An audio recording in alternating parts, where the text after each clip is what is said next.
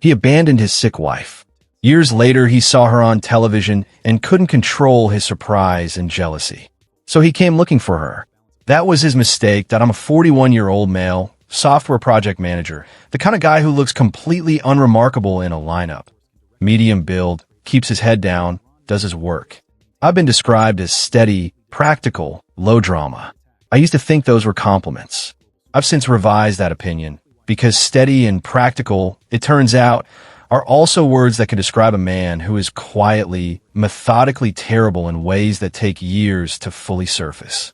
This story starts 8 years ago. I was 33, recently married, and my wife had just been diagnosed with early-onset rheumatoid arthritis. She was 31 when it hit. The diagnosis came about 14 months into our marriage, which meant we were still in that phase where you're figuring out the day-to-day shape of a life together. Morning routines, grocery preferences, which arguments are worth having and which aren't. And then, layered over all of that, specialist appointments, medication adjustments, the particular exhaustion that came with a body that had started working against itself. She handled it with a composure that I found, at the time, convenient. She didn't collapse. She didn't demand. She adapted, and she managed, and she kept most of the weight of it internal, which meant I could tell myself that things were basically fine. They were not basically fine. I just preferred the version where they were. Within 2 years, I had constructed an elaborate private justification for everything I was about to do. The marriage was too hard. We'd gotten together before either of us knew what the future held, and surely that meant something about compatibility. I wasn't built for this. I needed a partner who could be present in ways that a chronic illness complicated. I told myself these things with the sincerity of a man who had decided on the conclusion first and worked backward to the reasoning.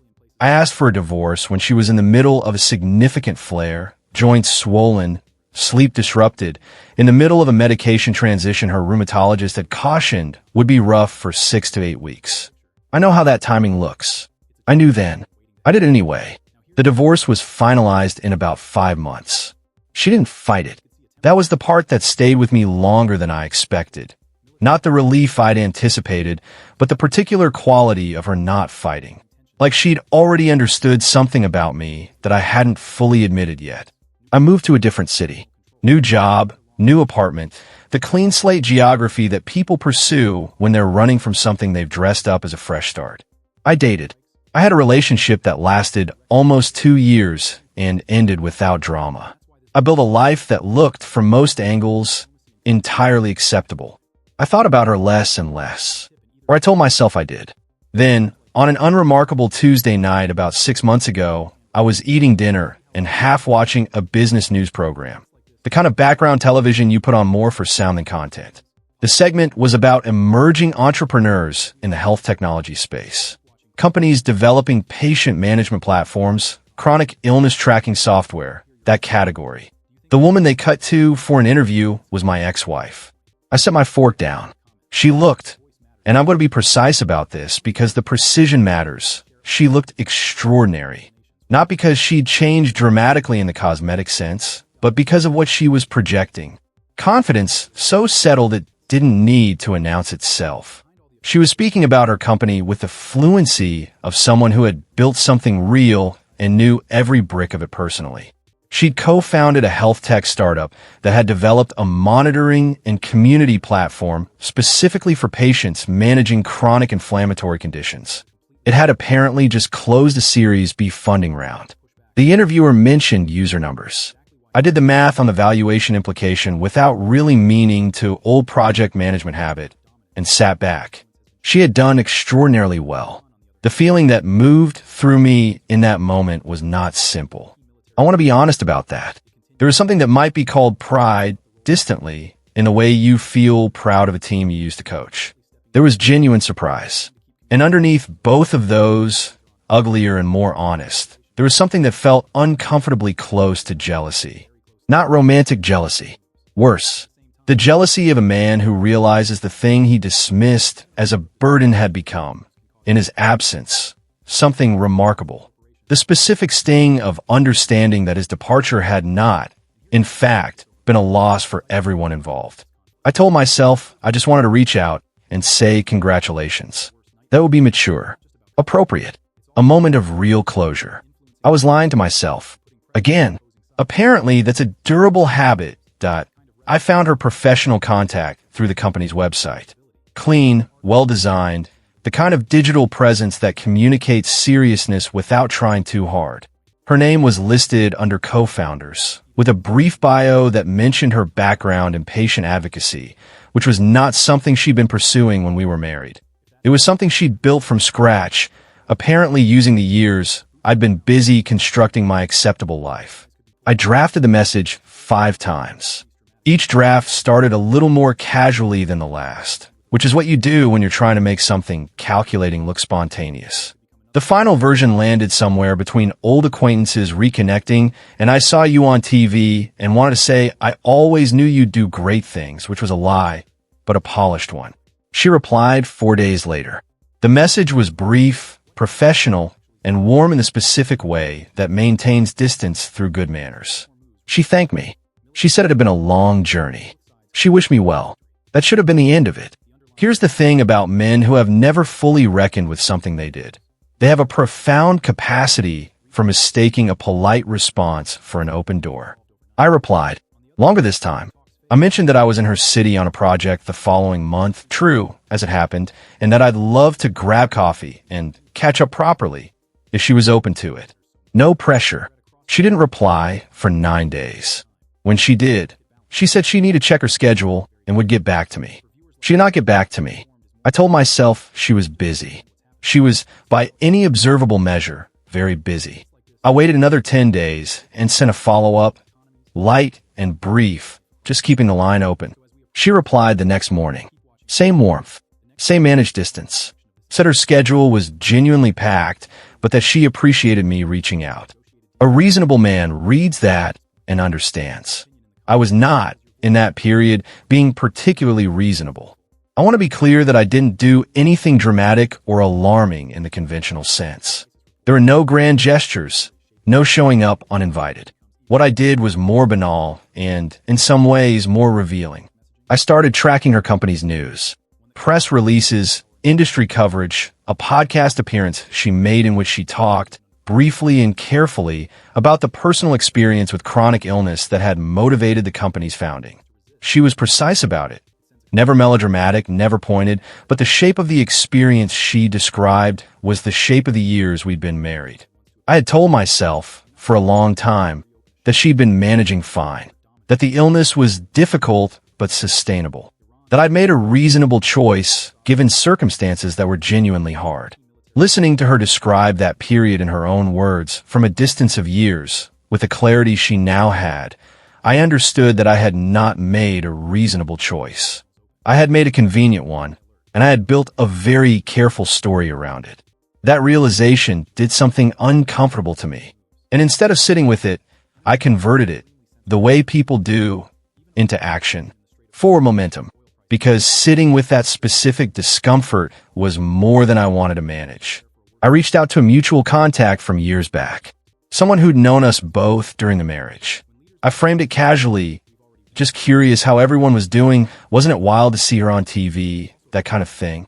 The mutual contact was friendly, unsuspecting, and filled me in generously.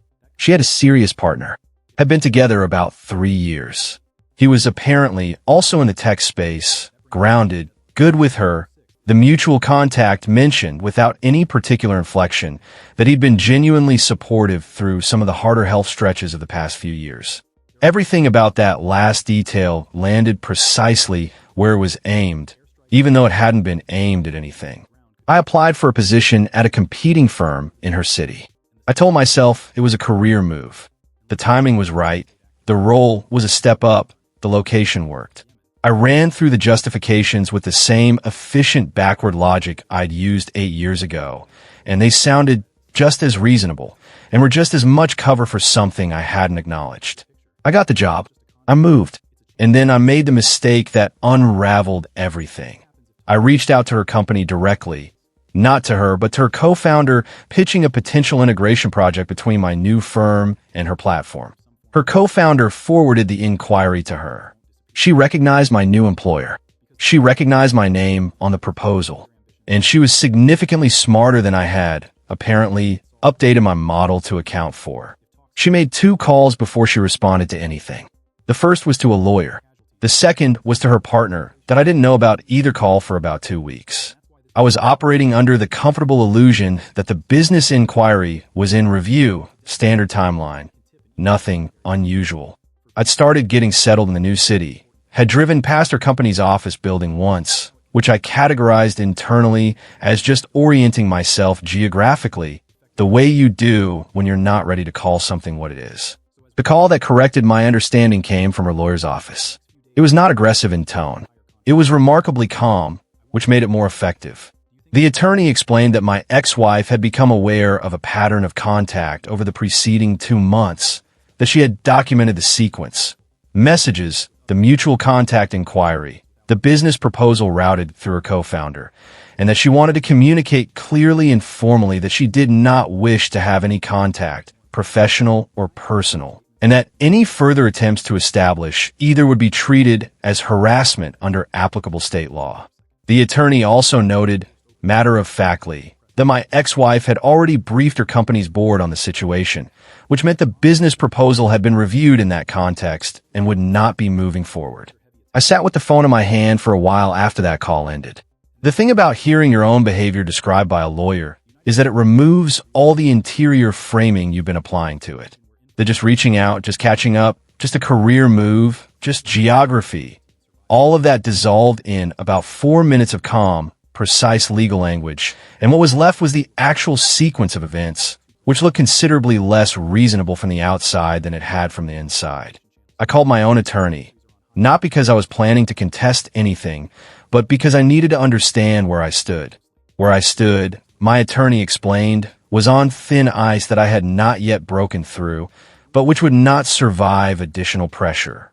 The documented pattern was real. The cease and desist was formal and on record. If I made any further contact, direct, indirect, professional, or personal, she had sufficient documentation to pursue a harassment claim, and given the pattern, it would hold up. What were you trying to accomplish? My attorney asked me. Not judgmentally, just directly. I didn't have a clean answer. I said something about wanting closure. My attorney looked at me the way experienced attorneys look at clients who have just said something that doesn't survive contact with reality. Closure is for therapy, she said, not for showing up in someone's professional space without their consent. She was right. Obviously, the honest answer to her question was something I hadn't been willing to form into words yet, which was that I had watched my ex-wife become someone remarkable and had wanted, without any particular right to it, to be adjacent to that, to have some claim, however small, on the narrative, to not be simply the man who had left. But that's exactly what I was. That was the whole of what I'd earned. My ex-wife had, in the years since I'd walked away, built something real from exactly the circumstances I decided were too difficult. She'd taken the illness I'd treated as a burden and made it the engine of a company that was genuinely helping people. She found a partner who showed up. She'd constructed a life that required nothing from me and was better for it. And I had moved to her city. I sat with that for a long time. The mutual contact I'd reached out to earlier sent me a message a few days later, brief, notably cooler in tone than before, which told me that my ex-wife had said something carefully to people in the shared network. Not a campaign, not dramatic, just information distributed quietly, allowing people to update their understanding of the situation on their own time. Within 2 weeks, 2 professional contacts I'd been developing in the new city had become markedly less responsive. I couldn't prove a connection. I didn't need to. The social math was straightforward. She hadn't retaliated. She'd simply let the truth move at its natural speed. And the truth was that a man had followed his ex-wife to a new city, repeatedly ignored polite signals to disengage, and required a formal legal communication to stop. That's a sentence I had to learn to sit inside of. I'm still in the city. I want to be honest about that. I didn't flee, which would have been another evasion. I stayed, did my job, kept my head down in the way I'm actually good at when I'm not busy constructing elaborate rationalizations for bad behavior. I did the therapy. I want to mention that plainly because I think people treat it as a footnote when it should be close to the main event. 8 months in, working through the specific and unglamorous work of understanding why a man who considered himself low drama had spent 2 months conducting a quiet, methodical pursuit of a woman who had clearly moved on in a city she'd built a life in, using a business proposal as a Trojan horse. The therapy answer, reductive but not wrong. I had never actually grieved the end of that marriage.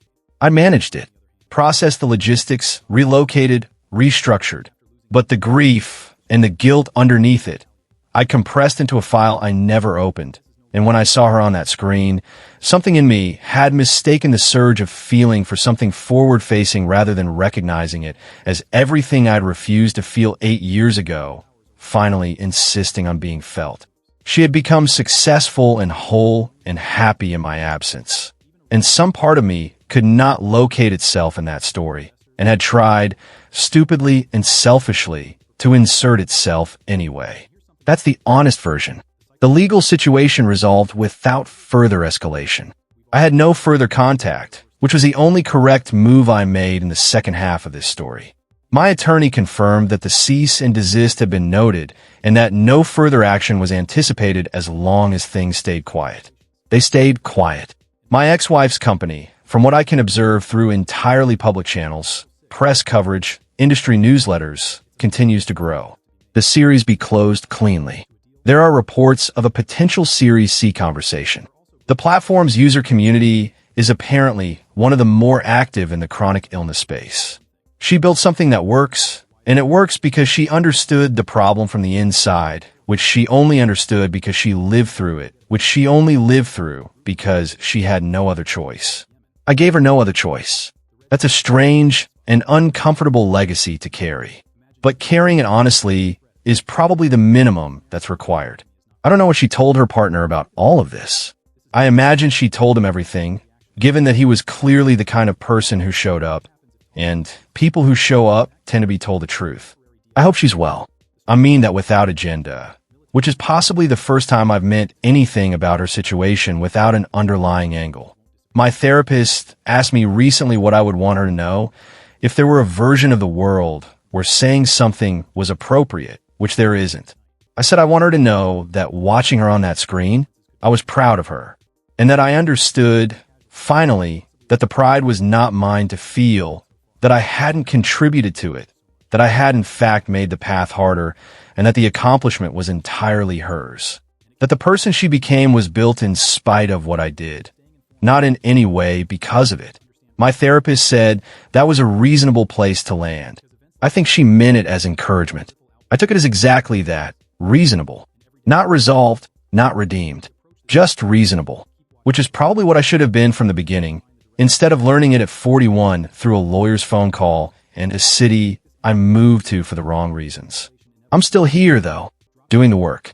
That's the most honest ending I've got. If you've ever watched someone thrive after you walked out and felt something you weren't proud of, subscribe, because clearly we all need a safe place to be honest about it.